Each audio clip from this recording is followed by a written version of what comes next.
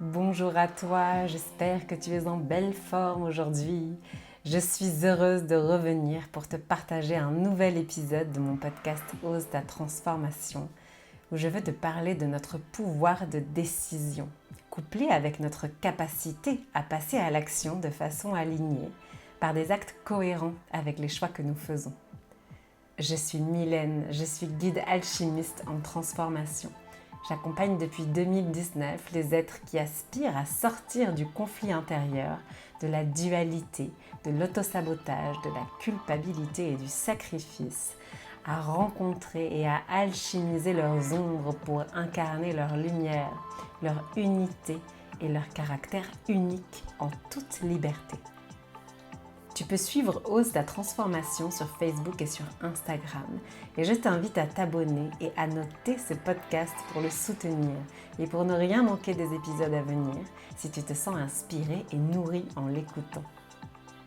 Si tu te sais à un carrefour important de ta vie, que tu aspires à transformer la tendance à l'œuvre en toi et autour de toi aujourd'hui, sans pour autant savoir par où ni comment commencer, j'ai créé pour toi le livret Révélation. C'est un livret PDF que tu peux télécharger gratuitement sur mon site internet www.ose-ta-transformation.com.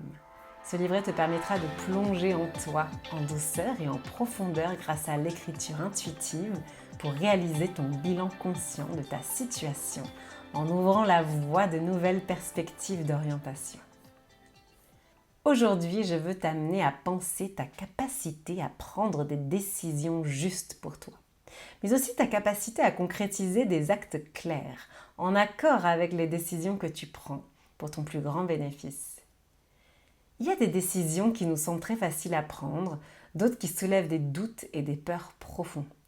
Lorsque nous sommes face à une décision qui nous déstabilise ou nous invite à nous positionner avec clarté, nous avons la possibilité d'écouter et de respecter ce que nous ressentons à l'intérieur comme dissonant, comme juste et évident, ou bien de sacrifier ce ressenti pour embrasser le courant d'un élan extérieur, ce qui peut révéler une tendance inconsciente à l'autosabotage et au sacrifice d'un désir, d'un besoin ou d'une envie non comblée.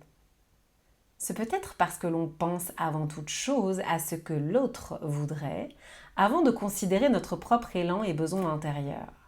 Ou encore parce que face à cette décision, nous ne nous sentons pas en confiance de mobiliser les ressources nécessaires pour prendre position face à l'autre, face aux options qui nous sont proposées. Il me semble important de parler ici de la corrélation entre le fait de décider et de concrétiser en cohérence avec la décision prise une action dans la matière. Car la décision est bel et bien une première étape. Il est parfois plus aisé de devenir clair avec soi-même que de manifester la clarté dans nos relations avec les autres, quel que soit le cadre relationnel. Nos ressentis s'invitent ou s'imposent en nous par des malaises qui agissent à certains endroits du corps, des alertes par des sensations physiques, des pensées et inspirations éveillées émergent suite à des émotions intenses qui jaillissent pour nous indiquer ce qu'il en est et où on en est, dans le cas bien entendu où on prête attention et on apprend à écouter ces signaux et ces radars intérieurs. Ces ressentis sont une base référente aux décisions que nous sommes invités à prendre. Nous pouvons les considérer et nous baser sur eux pour décider, ou les voiler en les niant pour opter pour une décision apparaissant peut-être plus facile, qui nous évite d'avoir à nous positionner à l'extérieur en cohérence avec clarté. Si l'écoute intérieure, le respect de nos ressentis et la considération de nos émotions n'est pas aisée pour la plupart d'entre nous, puisque ces apprentissages pourtant essentiels ne sont pas encore inclus dans les programmes scolaires conventionnels, il peut être pour beaucoup doublement difficile de respecter et d'honorer ces émotions et ces ressentis dans nos interactions avec l'extérieur, en les prenant en compte dans ce que nous nous proposons d'entreprendre pour avancer dans nos projets et évoluer sur notre chemin. si, avec ou sans aide, on peut parvenir à éclairer une situation en faisant l'espace d'accueillir et de comprendre ce que nous ressentons pour prendre une décision en notre âme et conscience. Ce n'est pas parce que nous mettons en lumière un schéma de pensée, une dynamique comportementale ou une croyance qui nous limite, que nous sommes automatiquement en capacité d'acter en conséquence le changement identifié que nous aurions à accomplir concrètement si nous souhaitons transformer notre réalité pour l'alléger de ce qui nous pesait. Or, plus je vais oser me positionner à travers le passage à l'action, en cohérence et de façon alignée à ce que je pense et ce que je ressens, plus je vais développer ma confiance en moi et gagner en satisfaction personnelle, développer mon auto-estime et trouver l'aisance de réaliser ce que je souhaite au fil du temps. Cela me paraîtra de plus en plus fluide et facile par l'expérience des actions concrétisées qui se multiplient et se renouvellent, d'une part, et la disparition progressive et parallèle des peurs que j'éprouvais avant de passer à l'action, qui céderont leur place à l'aplomb de décider puis d'acter en concordance, dans le but de manifester ce que j'aspire à voir naître dans ma réalité. Pourtant, il arrive souvent que les prises de conscience se fassent intérieurement et ne parviennent pas à dépasser la mise en mots, l'expression verbale, qui correspond à une étape en soi, profondément et puissamment libératrice, mais ne trouvant dans de nombreux cas pas l'aboutissement concret dans la matière, malgré le désir d'enclencher véritablement le changement souhaité suite au déclic et aux révélations conscientisées. Alors, selon vous, qu'est-ce qui freine notre capacité à décider de soi à soi en conscience? Et qu'est-ce qui parasite ou entrave notre capacité à nous aligner concrètement en manifestant par un acte cohérent une nouvelle dynamique qui permettrait la transformation de notre situation au-delà même du déclic né dans notre état d'esprit par l'élévation de notre conscience? Eh bien, tout d'abord, en numéro 1, je dirais le regard des autres.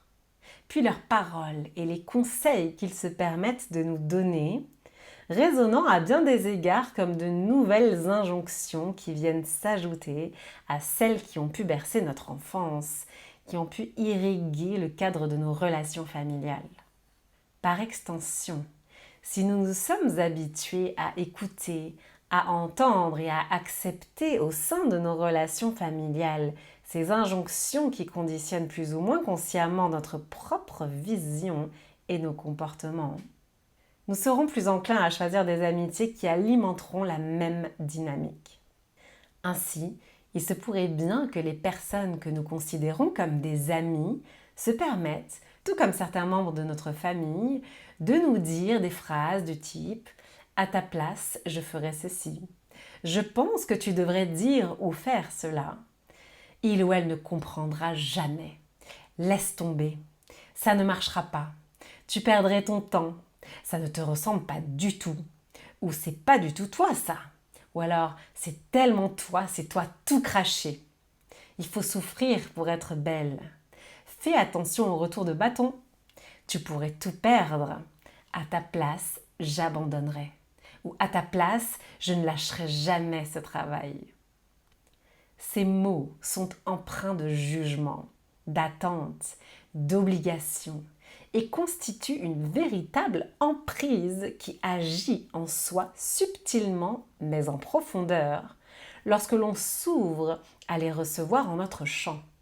Pire encore, si on les intègre comme notre vérité alors qu'elle appartient à celui ou celle qui l'énonce, teintée de ses propres blessures, de sa vision personnelle, des croyances qu'il ou elle a ancrées en son fort intérieur et qui conditionnent et limitent la façon avec laquelle cette personne va s'autoriser ou s'empêcher d'agir.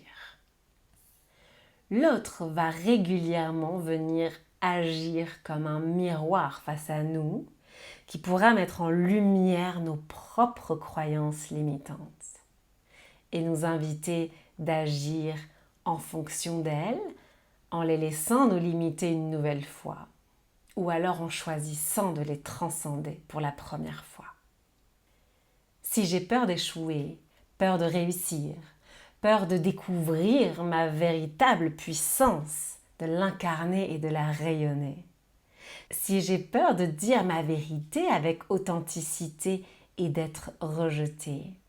Si j'ai peur de me retrouver seule, de me sentir abandonnée, alors la parole d'autrui viendra activer cette base pour me donner l'occasion, soit de la laisser s'ancrer davantage en moi pour continuer de s'intégrer comme un des piliers de mes comportements qui orienteront ma capacité à agir ou à éviter d'agir, soit de voir avec clarté la peur en moi que vient soulever l'autre en miroir, pour décider de la reconnaître, pour la dissoudre et la laisser aller. En prenant mon courage à deux mains et en agissant de façon cohérente et authentique vers ce que je souhaite voir naître dans ma réalité, et ce malgré la peur activée et encore présente en moi, alors j'ouvre la voie d'une profonde transformation en envoyant à mon système de croyances et à mon système nerveux qu'une nouvelle voie est possible désormais. J'envoie et j'intègre l'information que je souhaite l'explorer pour découvrir ce qu'elle va m'apporter en laissant de côté les scénarios tout ficelés que mon ego a construits pour me protéger, voire me renfermer dans un système de pensée cloisonné qui m'amène à m'auto-saboter. Alors j'ai l'envie de te partager ce conseil. Dans les premiers temps, si tu souhaites dépasser l'étape de la prise de conscience intérieure et la décision en ton âme et conscience, en allant jusqu'à tenter de poser dans la matière des actions concrètes alignées avec ce vers quoi tu souhaites aller pour te donner toutes tes chances de commencer à le manifester. Arrête de céder ton pouvoir aux autres en buvant leurs paroles et en adoptant la vérité à laquelle ils se sont accrochés comme s'il s'agissait de ta propre vérité intérieure. Au lieu de cela, ose plonger en toi pour partir à la rencontre de ta vérité. Celle qui deviendra ta nouvelle boussole et qui t'amènera un sentiment de paix retrouvé. Puisque tu te seras reconnecté à ton âme, à ton corps, à tes ressentis, au message de tes émotions et au caractère unique de ton parcours, à l'unicité et au pouvoir de ton être en chemin. Tu peux aussi revisiter les accords Toltec pour t'aider à éviter de retomber dans les pièges de l'ego qui cherche constamment à te protéger ou te surprotéger selon la structure intérieure que tu as édifiée depuis ton enfance, mais qui à ce jour demande et mérite peut-être d'être réévaluée pour te permettre d'avancer comme tu le souhaites. Le 5e accord Toltec dit « Soyez sceptiques, mais apprenez à écouter ». Alors je t'invite à écouter avec subtilité, dans l'observation de ce qui arrive à tes sens et à tes oreilles, connecté à tes ressentis. Dans ce que te partage l'autre, y a-t-il de la projection de ses propres idées, de ses peurs, des croyances ancrées en lui ou elle de par sa propre histoire ? Le crédit absolu que tu accordes à certaines personnes t'empêche-t-il parfois à ce jour de t'engager envers toi-même et envers ta propre vision pour honorer par des actions concrètes tes besoins, tes envies, tes aspirations ? Je souhaite de tout mon cœur que cet épisode te permette d'élargir ton regard sur ton pouvoir de décision actuel, sur la liberté que tu as ou non dans le présent de décider par toi-même, sur l'autorisation personnelle que tu développes en toi, au-delà de tout conseil extérieur, pour pouvoir prendre des décisions qui te ressemblent véritablement, qui respectent et qui considèrent tes ressentis, tes émotions, tes aspirations et tes grands rêves de réalisation. Aussi, je souhaite que tu puisses songer à là où tu en es, de ta capacité à passer à l'action de façon cohérente avec les décisions que tu prends envers toi-même. Et si le cœur sent cet élan, tu peux me partager en commentaire comment cet épisode résonne en toi. Je serai en joie de te lire, de découvrir quels défis actuels tu aspires à relever sur le sujet de la décision personnelle et de l'action alignée à poser dans la matière lorsque l'on souhaite commencer à transformer sa réalité. Je te souhaite une lumineuse journée et je te dis à tout bientôt pour un prochain épisode. Bel été à toi!